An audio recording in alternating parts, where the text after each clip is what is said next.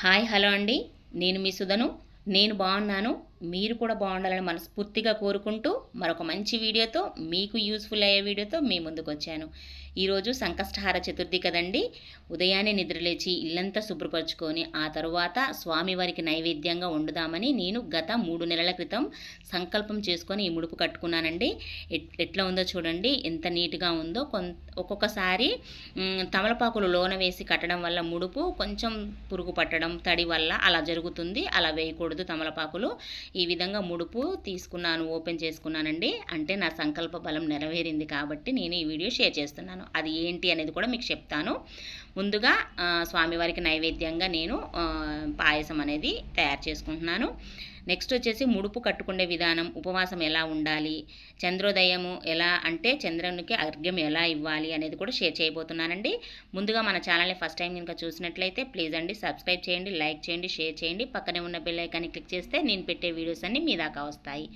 ముందుగా ముడుపు కట్టుకునే విధానం అండి. ఒక పసుపు కలర్ క్లాత్ తీసుకొని దాంట్లో పసుపు, కుంకుమ, అక్షంతులు వేసుకోవాలి. 3 పిరికెళ్ళ బియ్యం వేసుకొని స్వామివారికి సంకల్పం చెప్పుకోవాలి. అంటే మన బాధను ఆ స్వామివారికి విన్నవించుకొని తర్వాత 2 ఒక్కలు, 2 ఖర్జూరకాయలు వేసుకొని మనకు తోచిన అంటే దక్షిణగా 11 రూపాయలు కానీ, 101 రూపాయి కానీ, 51 రూపాయి కానీ వేసుకొని మళ్ళీ పసుపు, కుంకుమ, అక్షంతులు వేసుకోవాలండి. తర్వాత ఈ తమలపాకులు అందులో కట్టకూడదు. ఒకలా 3 నెలల సంకల్పం ఒకరోజు చేసినట్లయితేనండి తమలపాకు కట్టుకొని ముడుపు కట్టుకోవచ్చు. లేదు 3 నెలలు, 6 నెలలు, 9 నెలలు ఇలా సంకల్పం చేసుకొని కట్టుకుంటూ ఉంటారు కదా, అలాంటప్పుడు లోన తమలపాకులు వేయకుండా ముడుపు కింద తమలపాకులు పెట్టుకోవచ్చు అండి. నెక్స్ట్ వచ్చేసి సాక్షాత్తు దైవ స్వరూపం అండి. అంటే గణపయ్య స్వరూపంగా భావించాలి. మనము ముడుపు కట్టుకునేటప్పుడు ఎవరితో మాట్లాడుకోకుండా, ఎటువంటి అంటే శబ్దాలు చేయకోకుండా చక్కగా స్వామివారిని తలుచుకుంటూ మనం ముడుపు అనేది కట్టుకోవాలండి. అంటే మన సంకల్పం చెప్తున్నాం కదా స్వామివారికి, అలా చెప్పుకొని ముడుపు కట్టుకోవాలి. సాక్షాత్తు దైవ స్వరూపం కాబట్టి ముడుపుకి గంధము, కుంకుమను సమర్పించాను. తర్వాత పూజలో ఎలా పెట్టుకుంటాననేది కూడా మీకు షేర్ చేస్తాను. నేను ఒక పీఠం ఏర్పాటు చేసుకొని పద్మ ముగ్గు వేసుకొని ఒక క్లాత్ను పరుచుకున్నానండి. దానిపైన ఆ గణపయ్యను నేను ఏర్పాటు చేసుకుందామని ఉర్లీలో, నేను మట్టి ఉర్లీ అండి ఇది, ఉర్లీలో నిండుగా బియ్యం పోసుకున్నాను. ఒక వెరైటీగా నేను చేయాలి, ఆ తండ్రికి ఎప్పుడూ ఒకలాగే ఉండకూడదని నా భావన అండి. అందుకని ఈ విధంగా నేను స్వామికి గరికంటే చాలా ప్రీతి కదా, అందుకని నేను గరికతో ఒక మండపం లాగా ఏర్పాటు చేద్దాము ఆ తండ్రికి అని ఇలా చేసుకున్నాను అనమాట. శ్వేతార్క గణపతి అండి. నేను శ్వేతార్క గణపతిని, హారిద్ర గణపతిని కూడా తయారు చేసుకొని ఆ స్వామివారికి పూజ అనేది ఏ విధంగా చేసుకున్నానో షేర్ చేస్తున్నాను. అసలు శ్వేతార్క గణపతిని, అసలు మనం సంకష్టహార చతుర్థిని ఎందుకు చేసుకోవాలి అనేది ముందు షేర్ చేస్తున్నానండి. సంకష్టహార చతుర్థి అని ఎందుకు చేసుకోవాలంటే అండి, ముఖ్యంగా మనకు ఎటువంటి పెద్ద కష్టం వచ్చినా కూడా ఆ కష్టం నుంచి మనం బయటపడలేకపోతున్నాం అనుకున్న టైంలో ఈ స్వామివారికి సంకష్టహార చతుర్థి ఆ రోజున మనం పూజ చేసుకొని సంకల్పం చేసుకొని ఒక ముడుపు కట్టుకొని ఆ స్వామివారి పాదాల దగ్గర ఉంచుకున్నట్లయితేనండి ఖచ్చితంగా 3 నెలల లోపులని ఖచ్చితంగా నెరవేరుతుందండి. ఇది నేనే నిదర్శనము. నేను సంకల్పం చేసుకొని 3 నెలల్లో ఇలా పెట్టుకున్నాను. ఖచ్చితంగా నాకు నెరవేరింది. చాలా హ్యాపీగా ఉంది. ఇంత తొందరగా నెరవేరుతుందని నేను అనుకోలేదు. అంటే మన సంకల్ప బలం అండి ఏదైనా. ఫస్ట్లో కొంచెం ఉండే మా వారు ఒకటే మాట అంటారు, ఏదైనా సంకల్ప బలం గట్టిగా ఉంటే ఖచ్చితంగా అవుతుందమ్మా అని అంటారు. అదే అనుకుంటానండి. ఇంకా మేము ఖచ్చితంగా అట్లా అనుకొని మా వారు నేను ఇద్దరం కలిసి ముడుపు కట్టుకున్నాము. అది 3 నెలల్లో నెరవేరిందండి. నాకు చాలా హ్యాపీగా అనిపించింది నాకు.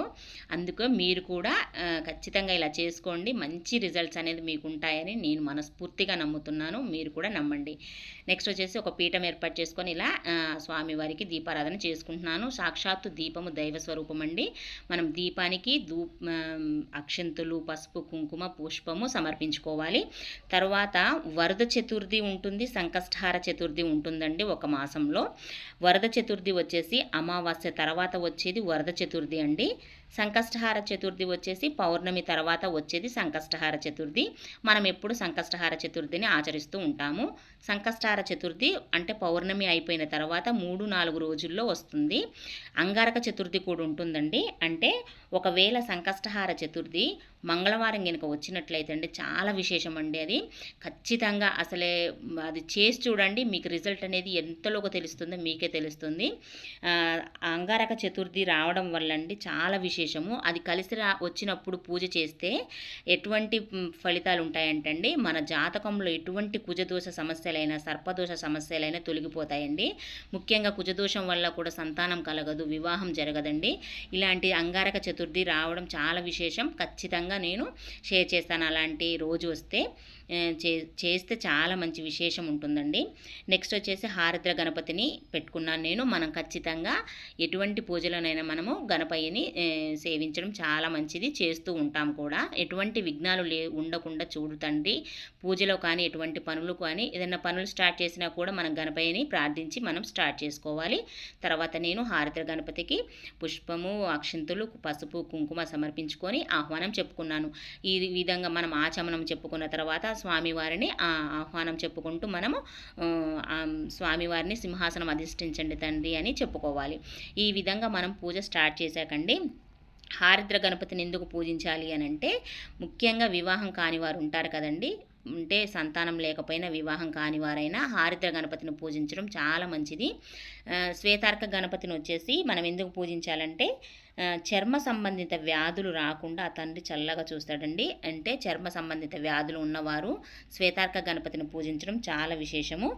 జ్ఞానం అభివృద్ధి అవుతుందండి. పిల్లలకి సంబంధించిన అంటే చదువులో కొంచెం వెనకబడి ఉండి చదవలేకపోతున్నారు, మా పిల్లలు అభివృద్ధికి ఇంకా వెనకై ఉన్నారు, అభివృద్ధి కావట్లేదు అనుకున్నవారు శ్వేతార్క గణపతిని పూజించడం చాలా మంచిదండి. పిల్లల విషయంలో చర్మ సంబంధిత వ్యాధులు ఉన్నా కూడా అలాంటి పూజ చేసుకోవచ్చు శ్వేతార్క గణపతిని పెట్టుకొని. తర్వాత హారద్ర గణపతిని ఎందుకు అన్నానంటే, మనము ప్రతి పూజలో హారద్ర గణపతి అనేది పెట్టుకుంటూ ఉంటాం కదా. అలా పెట్టుకున్న తర్వాత వివాహం కాని వారికి, కుజదోషం ఉన్న వారికి కూడా చాలా మంచి రిజల్ట్ ఉంటుందండి హారద్ర గణపతిని పూజించడం వలన.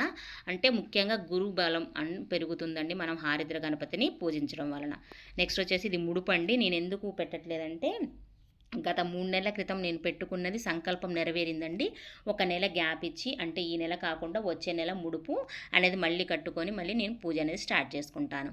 అందుకని ఈ వారం ముడుపు ఇప్పాను కాబట్టి నెక్స్ట్ మంత్ నేను స్టార్ట్ చేస్తాను కాబట్టి మీకు షేర్ చేస్తున్నాను. ఇలా ముడుపు కట్టుకొని మళ్ళీ అక్కడ స్వామివారి పాదాల దగ్గర పెట్టుకొని మనం పూజలో స్టార్ట్ చేసుకోవాలి పూజ అనేది. ఒకవేళ మూడాలు ఉన్నాయి కదా, మేము ఈ నెల పెట్టుకోకూడదా అని అనుకోవచ్చండి. ఈ గణపయ్య పూజకి అటువంటిది ఏ ప్రాబ్లం ఉండదండి. చక్కగా మూడాలు ఉన్నా కూడా మనము ముడుపు కట్టుకొని స్టార్ట్ చేసుకోవచ్చు, కొత్తగా ప్రారంభించిన వారైతే. ఈ విధంగా నేను స్వామివారికి కుడుములు, ఉండ్రాలంటే చాలా ప్రీతి కదండి. చక్కగా స్వామివారికి నైవేద్యాలు సమర్పించుకున్న తర్వాత ఇంకా నేను అష్టోత్తర శతనామావళి స్టార్ట్ చేశాను. అంటే స్వామివారి 108 నామాలు ఉంటాయి కదండి, అవి స్టార్ట్ చేశాను. తెల్ల జిల్లేడు పువ్వులు, తెల్ల జిల్లేడు ఆకులతో ఆ స్వామివారికి నేను ఈ విధంగా నేను అష్టోత్తర శతనామావళి అనేది స్టార్ట్ చేసుకున్నాను. ముఖ్యంగా శనివారం వచ్చింది కదండి, ఇది 27వ తారీఖు శనివారం ఉదయం 6:41 స్టార్ట్ అవుతుంది. నెక్స్ట్ డే అంటే ఆదివారం కూడా 6:26 ఉదయం వరకు ఉంటుందండి. అంటే మనకు చంద్రోదయం కూడా ఈ శనివారమే అవుతుంది కాబట్టి చంద్రోదయ దర్శనం చేసుకున్న తర్వాత ఉపవాసం అనేది విడవాలి.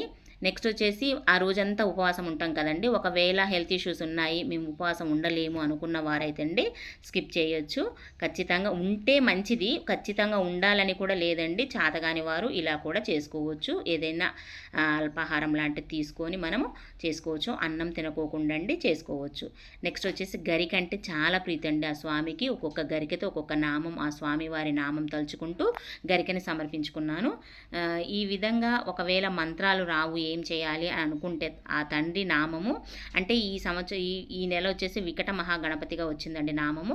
ఆ స్వామిని తలుచుకుంటూ మనము ఆ పేరుని తలుచుకుంటూ మనము స్టార్ట్ చేయొచ్చు. ఇంకా నెక్స్ట్ వచ్చేసి సంకటనాశన గణేశ స్తోత్రం చదువుకుంటేనండి, అంటే నేను ఫస్ట్ స్తోత్రం అంటే 108 నామాలు ఆ 3 అంటే గరికతోటి, పుష్పాలతోటి, ఆకులతోటి నేను తెల్ల జిల్లేడు ఆకులతోటి సమర్పించాను. అలా సమర్పించుకుంటూ ఆ స్వామివారి నామాలు చదువుకున్నాను 3 సార్లు. తర్వాత సంకట గణేశ నాశన స్తోత్రం కూడా చదువుకుంటేనండి చాలా మంచిది. ఎటువంటి రుణ బాధలు ఉన్నా కూడా తగ్గుతాయండి. ఎటువంటి దోషాలు ఉన్నా కూడా పోతాయి మన జాతకంలో. ఇది ఒకవేళ రాదు మాకు, రాలేదు, ఏదైనా మిస్టేక్స్ జరుగుతాయి కదా, మాట అంటే పదాలలో ఏమన్నా తప్పు దొల్లుతాయేమో అని అనుకున్నవారు ఓం గణపతియే నమః అనుకుంటూ 108 సార్లైనా చదువుకుంటూ పుష్పాలను ఆ స్వామివారి పాదాల దగ్గర ఉంచొచ్చండి.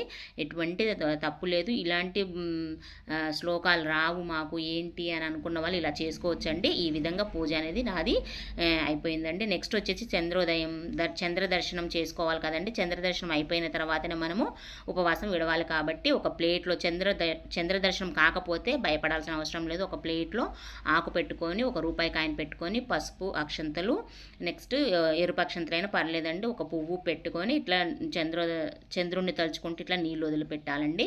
తర్వాత చంద్ర దర్శనం అయిపోయినట్టే. అయిపోయిన తర్వాత మనము స్వామి దగ్గర పెట్టుకున్న నైవేద్యాలను ఏదైనా ఉండ్రాళ్ళైనా ఏదైనా స్వీట్ అయినా తినేసి ఇంకా ఉపవాసం విడవచ్చండి. ఈ విధంగా అనేది పూజ అనేది అయిపోతుందండి. ప్రతి ఒక్కరికి మంచి జరగాలని మనస్ఫూర్తిగా కోరుకుంటూ ఇలాంటి పూజ మీరు కూడా చేసుకోవాలని మరొక మంచి వీడియోతో మళ్ళీ కలుస్తాను. అంతవరకు సెలవా మరి.